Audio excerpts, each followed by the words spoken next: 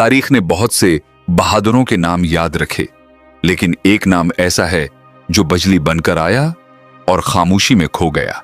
यह तज़किरा है जंगी अजनादीन का। जब रोमी फौज का दबाव बढ़ रहा था और मुसलमानों की सफ़ें लड़खड़ा रही थीं, इसी दौरान एक अफसोसनाक खबर फैली कि इस्लाम का शेर ज़रार बन अलाज़ोर दुश्मन के हाथों कैद हो चुका है।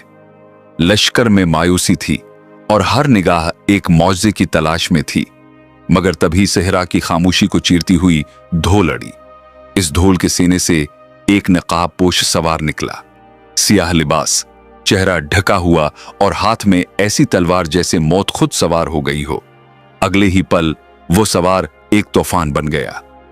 रोमियों की सफ़ें तनकों की तरह बिखरने लगीं। जहां वो पहुंचता वहां सिर्फ चीखें बाकी रह जाते।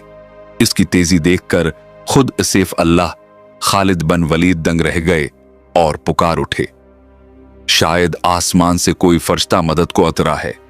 जब जंग थमी तो खालिद बन वलीद इस सवार के सामने आए और फरमाया, ऐ जवान, नकाब उठाओ, मैं देखना चाहता हूं कि तुम कौन हो जो इस तरह मौत से खेल रहा है।